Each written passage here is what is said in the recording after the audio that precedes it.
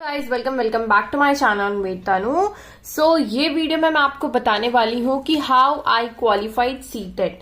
तो मैंने सीटेट कैसे क्वालिफाइड किया। अभी 2023 का आपका रिजल्ट आया है, जो कि आपका एग्जाम ऑलरेडी हो चुका था, उसका अभी रिजल्ट आया हुआ था। तो इसमें क्वालिफाइड करने के लिए आपको चाहिए होते हैं 90 मार्क्स जनरल वालों के लिए। तो जिसमें कि मैंने क्वालिफाइड कर चुका, मतलब मैंने क्वालिफाइड कर लिया है। पेपर 1 होता है आपका और साथ ही साथ यहाँ होता है पेपर 2।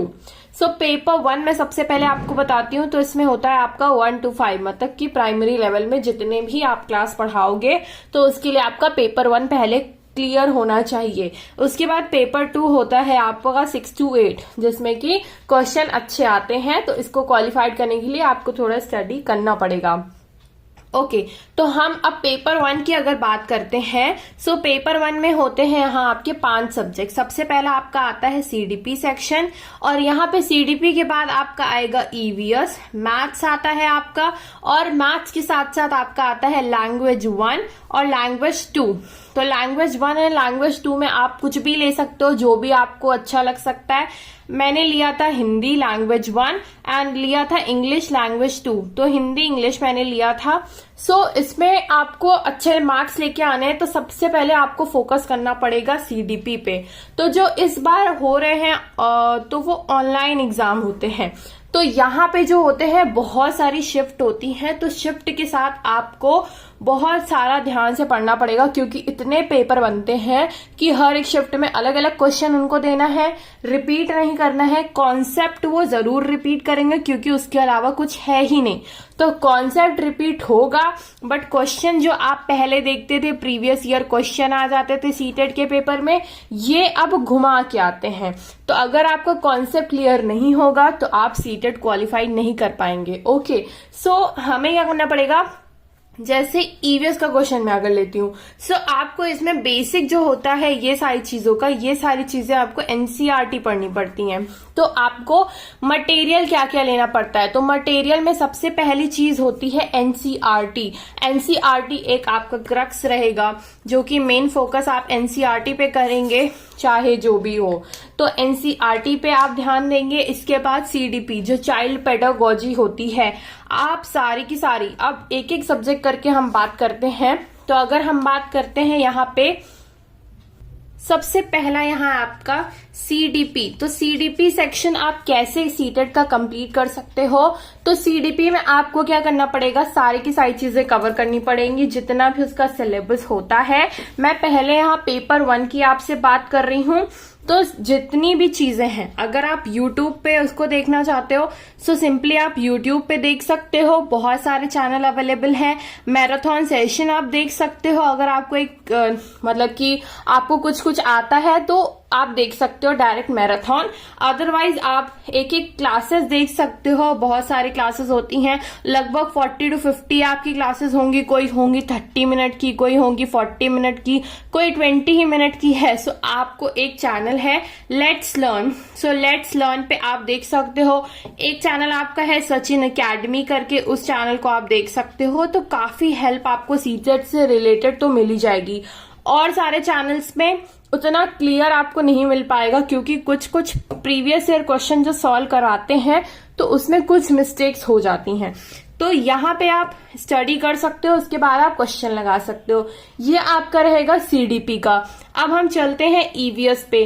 तो ईवीएस जो होता है आपका, अब की थोड़ा घुमा के आया था, क्योंकि आता आपका एनसीईआरटी से ही है, बट कुछ कुछ क्वेश्चन जैसे कि प्रीवियस ईयर बहुत सारे आते थे, तो वो आपकी इतने रिपीटेड क्वेश्चन नहीं थे, बहुत ही घुमा के आए थे। इसमें कुछ क्वेश्चन आते हैं एजर्शन वाले, उसका रीजन दिया होता है। तो आपको यहाँ पे 4 पॉइंट दे दिए जाएंगे, 1 2 3 4 करके। तो आपको क्या करना पड़ेगा, इसमें से आपको ऑप्शन दे दिया जाएगा 1 सही है, 2 सही है, 3 सही है, 1 3 2 सही है, 2 3 1 सही है। ऐसे आपको घुमा घुमा के क्वेश्चन दिए जाते हैं। आपका कॉन्सेप्ट अगर क्लियर नहीं रहेगा तो आप इसको नहीं कर पाएंगे। ठीक है, तो इसके लिए आप फोकस करेंगे 1 to 5 की जो एनसीईआरटी आती है वो, और जो प्रीवियस ईयर क्वेश्चन होते हैं वो आप देखेंगे, क्योंकि उससे आपका थोड़ा कॉन्सेप्ट बनेगा कि क्वेश्चन आ कैसे रहे हैं। ठीक है, क्योंकि अब इतने इसका वाइड सिलेबस नहीं है, इसका कन्फाइंड सिलेबस है। बट आपको पैटर्न चेंज मिलेगा सारी चीजों का। तो इस बार से ऑनलाइन हो चुका है 2 बार से, तो इस बार काफी सारे शिफ्ट रहे हैं आपके। तो सारे शिफ्ट के एक बार आप प्रीवियस ईयर क्वेश्चन देख लीजिए तो ज्यादा हेल्प आपको उसमें मिल जाएगी। अब हम नेक्स्ट पे चलते हैं, जो कि आपका रहेगा 3rd नंबर पे, मैथ्स। तो मैथ्स आप कैसे कर सकते हो? मैथ्स के लिए आपको करना कुछ नहीं है, इसमें भी आपको एनसीईआरटी लगानी है, क्योंकि पेपर 1 में थोड़ा इजी ही लेवल का आता है। तो इसमें प्रीवियस ईयर क्वेश्चन आपको बहुत ही ज्यादा फोकस करने हैं। मैथ्स में मैं आपको बता रही हूँ प्रीवियस ईयर क्वेश्चन तो आ ही जाते हैं, भले ही सेम टू सेम नहीं आएगा, घुमा के आता है, उसका थोड़ा पूछने का तरीका चेंज कर देते हैं, बट जितने भी आपके उसमें टॉपिक मेंशन है मैं वो भी आपको दिखाऊंगी। सो टॉपिक वाइज स्टडी आपको करनी है। कोई भी आप एक चैनल ले लीजिए, एक चैनल लेने के बाद आपको बस सर्च करना है, एक सारी की सारी आपको प्लेलिस्ट मिल जाएगी, उस प्लेलिस्ट को सारा खत्म कर दीजिए। और साथ ही साथ प्रीवियस ईयर क्वेश्चन तो इसमें बहुत ही ज्यादा इंपॉर्टेंट मैं कहूंगी कि इस पे आपको बहुत हेल्प करने वाला है। नेक्स्ट हम देखते हैं लैंग्वेज पे। तो लैंग्वेज पे आपका कुछ भी नहीं है, लैंग्वेज में आपको ध्यान क्या देना है, पैसेज पे, क्योंकि लैंग्वेज जो है आपका, लैंग्वेज दोनों के दोनों लैंग्वेज है, हिंदी इंग्लिश कुछ भी हो, पैसेज आपके आएंगे। तो अगर हम अब बात करते हैं आपकी लैंग्वेज की, तो लैंग्वेज में मैंने अभी आपको बताया कि इसमें आने वाला है आपका 1 हो चाहे 2 हो, ठीक है। तो 1 और 2 दोनों में आपके आते हैं पैसेज। तो पैसेज आपका आ जाएगा तो काफी अच्छे से आप सॉल्व कर पाओगे। उसको प्रोज आ जाते हैं, ठीक है, जैसे कि कविता हो गई, उससे क्वेश्चन आएंगे, कहानी दे दी जाएगी, मतलब एक पैसेज दे दिया जाएगा, कॉम्प्रिहेंशन। तो वो सारी चीजें आपको सॉल्व करनी पड़ेंगी क्वेश्चन के अकॉर्डिंग। इसमें ज्यादा ग्रामर नहीं आती है, तो थोड़ी सी ग्रामर आपको देखनी पड़ेगी। और क्योंकि सारे के सारे सब्जेक्ट में मैं एक चीज और आपको भी बता रही हूँ, क्योंकि इसमें है हाउ टू क्वालिफाइड, सो इसमें मुझे इतना पता होगा कि आप लोगों को इसके बारे में कि क्या क्या चीजें आती हैं। सो ये टोटल होता है आपका 150 मार्क्स का पेपर होता है, तो इसमें आपको 90 मार्क्स आने होते हैं। ओके, तो साथ ही साथ हम देखते हैं ये सेक्शन 30 का होता है, ये section 30 question 30 marks, 30 question 30 marks, और लैंग्वेज में 30। सो सब हम देखते हैं तो 30 होता है। इसमें भी अब सब डिवीजन है, 30 में आपका रहेगा 15 जो कि उस सब्जेक्ट से रिलेटेड रहता है, और 15 जो कि उस सब्जेक्ट की पेडागोजी रहती है। तो 15 जो रहेगा, जैसे ईवीएस का मैं क्वेश्चन अगर आपको बताऊं, तो ईवीएस के जो टॉपिक दिए हुए हैं आपका कॉन्सेप्ट से पूछेगा, जो भी टॉपिक वाइज कॉन्सेप्ट से पूछेगा, और 15 क्वेश्चन आपके दिए रहेंगे पेडागोजी के, ठीक है। इसमें एक चीज बहुत ही ज्यादा अच्छी है कि इसमें कोई निगेटिव मार्किंग नहीं होती है, निगेटिव मार्किंग नहीं होती है, तो ये काफी अच्छे से आप अभी क्लियर कर सकते हो अगर आपने ज्यादा लेट की, क्योंकि बहुत ही ज्यादा लोग क्वालिफाइड कर लेते हैं।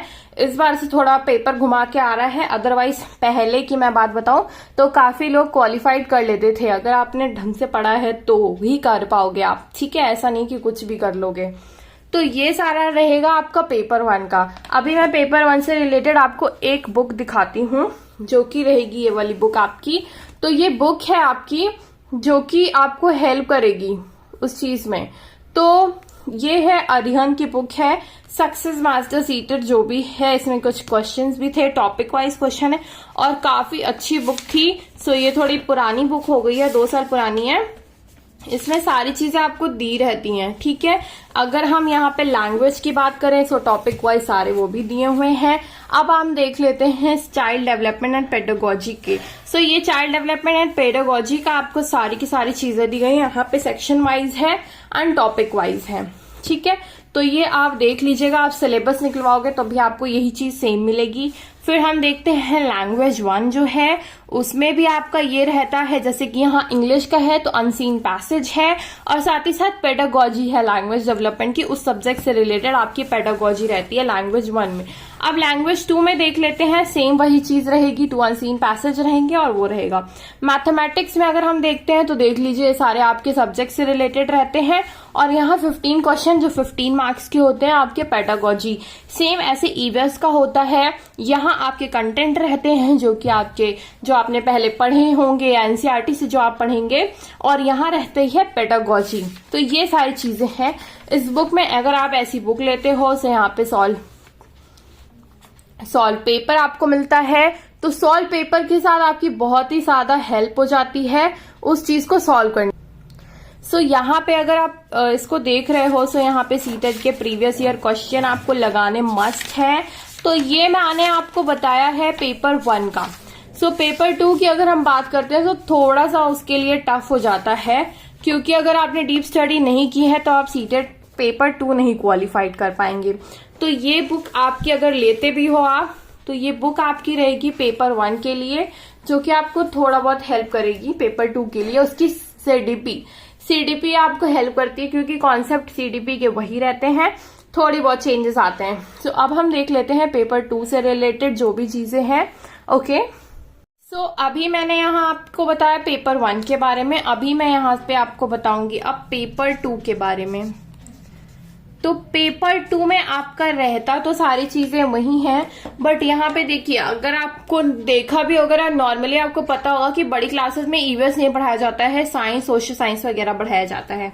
तो इसमें आपका रहता है सीडीपी, और इसमें आपका रहता है मैथ्स, और नेक्स्ट आपका यहाँ पे रहता है लैंग्वेज भी आपकी रहती है, लैंग्वेज 1 और 2 दोनों की दोनों रहेगी। और यहाँ पे साथ में आपका आ जाता है, इसी के साथ अगर मैं साथ में लिख दूं तो भी माना जाएगा, बट नेक्स्ट यहाँ पे रहता है आपका साइंस। ठीक है, तो लैंग्वेज आपका मैथ्स एंड साइंस यहाँ आ जाता है, और यहाँ पे जो दूसरे वाले होते हैं जिनके मैथ्स एंड साइंस सब्जेक्ट नहीं होते, उनके लिए आता है यहाँ पे सोशल साइंस।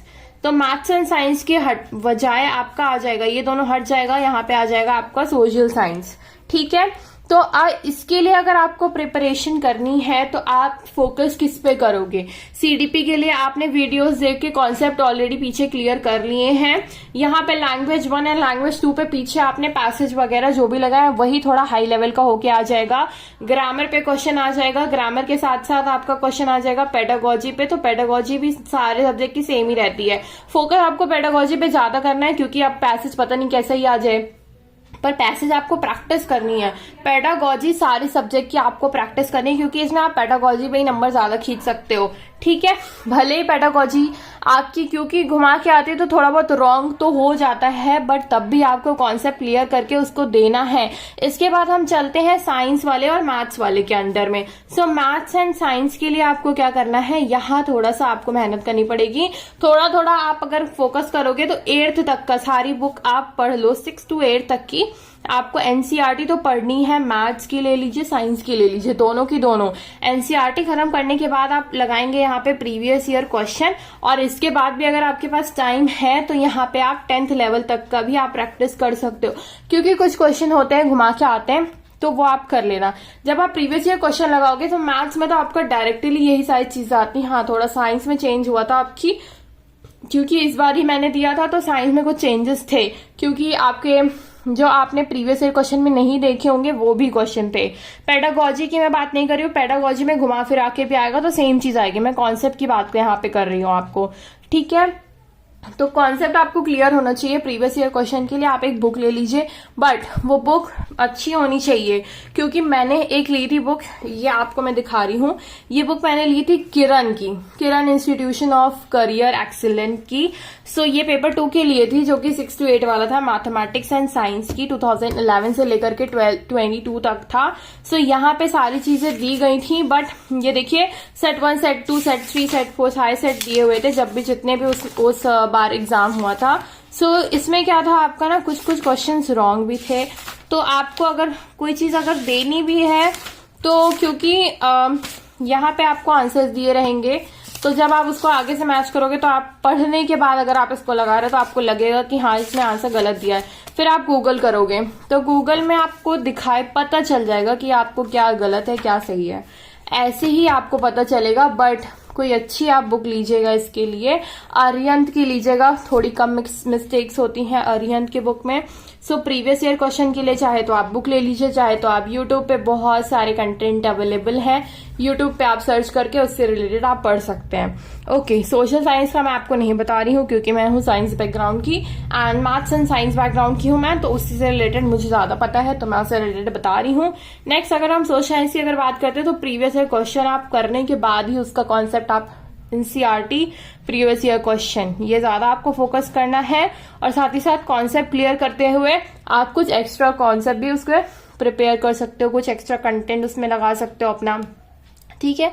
क्योंकि इस बार एग्जाम बहुत हुए थे, बहुत सारी शिफ्ट थी, तो सब चीज आपको ध्यान रखनी है। पेडागोजी में जो घुमा फिरा के आई थी चीजें, पेडागोजी अच्छे से कर लीजिएगा, क्योंकि इसमें हर एक सब्जेक्ट में 15-15 नंबर की तो पेडागोजी है, तो पेडागोजी आप खींच सकते हो इससे नंबर, ठीक है। तो सिंपली आप इसमें 120 अबव जा सकते हो, क्योंकि अब आपको पूरा का पूरा क्लियर हो गया होगा कि ऑनलाइन कैसे देना है एग्जाम, ऑनलाइन में कैसे कैसे क्वेश्चंस आते हैं, क्या क्या कॉन्सेप्ट आते हैं, कैसी कैसी चीजें होती हैं। तो ऑनलाइन पेपर होने की वजह से बहुत सारे सेट्स आपके बन रहे हैं, तो सेट बनने की वजह से कॉन्सेप्ट उनको घुमा के देना पड़ रहा है, क्योंकि सब सेट में सेम तो दे नहीं सकते हैं वो, ठीक है। तो कॉन्सेप्ट क्लियर करिए, एनसीईआरटी पे फोकस करिए। सो आपको यहाँ पे मैं क्रक्स पॉइंट बता दे रही हूँ फिर से, आपको क्रक्स फोकस किस पे करना है। सो क्रक्स आपको फोकस करना है आपको प्रीवियस ईयर क्वेश्चन पे, जो कि आपको बहुत लोगों ने पहले बताया भी होगा, बट साथ ही साथ इस पे ही फोकस नहीं करना है, आपको अपने कॉन्सेप्ट क्लियर करने हैं, क्योंकि कॉन्सेप्ट अगर क्लियर नहीं होंगे तो बहुत ही ज्यादा प्रॉब्लम होगी आपको उस टाइम पेपर सॉल्व करने में, क्योंकि अगर प्रीवियस ईयर क्वेश्चन घुमा के आ जाते हैं तो कॉन्सेप्ट क्लियर नहीं है तो नहीं कर पाएंगे आप। उसके बाद आप जितनी भी यूट्यूब पे जो भी आपको अच्छा लग रहा है सब्जेक्ट से रिलेटेड, उसकी प्लेलिस्ट उठाइए, सारी प्लेलिस्ट टॉपिक वाइज खत्म करिए, टॉपिक वाइज नोट्स प्रिपेयर कर लीजिए, तब आप अच्छे से उसको पढ़ पाएंगे, ठीक है। तो टॉपिक वाइज अगर आप कर लेंगे तो अच्छे से कर लेंगे। नेक्स्ट इसके बाद मैं आपको बताती हूँ, तो इसके बाद आपको क्या करना है, कोई भी एक बुक ले लेनी है, क्योंकि आप पूरा दिन तो आप मोबाइल से स्टडी नहीं कर सकते हो, ठीक है। तो यहाँ पे अरिहंत की कोई बुक ले लीजिए, जिसमें साथ ही साथ आपको कॉन्सेप्ट भी दिए रहते हो, और साथ ही साथ आप इसमें प्रीवियस ईयर क्वेश्चन वाले भी एक ले लीजिए, या तो उसी में दिया रहता हो, जैसे कि मैंने आपको दिखाया कि 3000 प्लस एमसीक्यूज, उसी टॉपिक पे आपको बेस्ड प्रीवियस ईयर क्वेश्चन भी मिल जाएंगे और कुछ एक्स्ट्रा क्वेश्चन भी मिल जाएंगे। तो आप ऐसी बुक कोई ले लीजिए, तो आपके लिए बहुत ही ज्यादा बेस्ट होगा, ठीक है। इसके साथ साथ आपको मेन फोकस, जो लास्ट पॉइंट मैं आपको बता रही हूँ, लास्ट पॉइंट है आपका एनसीईआरटी। एनसीईआरटी पे आपको फोकस करना ही है, चाहे ये हो 1 to 5 का एग्जाम, चाहे ये आपका हो 6 to 8 का एग्जाम, तो दोनों पे आपको करना है एनसीईआरटी पे फोकस, एंड तब आप क्वालिफाई कर सकते हो पेपर 1 एंड पेपर 2। अगर आप बहुत ही ज्यादा फोकस पढ़ रहे हो, किसी भी चीज को बहुत अच्छे से पढ़ रहे हो, तो इसमें आपको टाइम कितना लगेगा।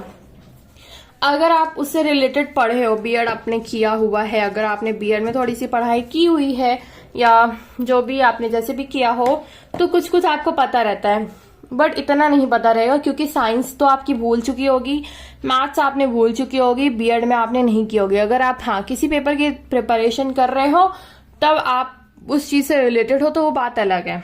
तो अगर आप पर डे इसमें 2 आवर्स भी दे रहे हो, सो वेल एंड गुड, आप बहुत अच्छे मार्क्स गेन कर सकते हो, क्योंकि 2 आवर्स बहुत ही ज्यादा होते हैं।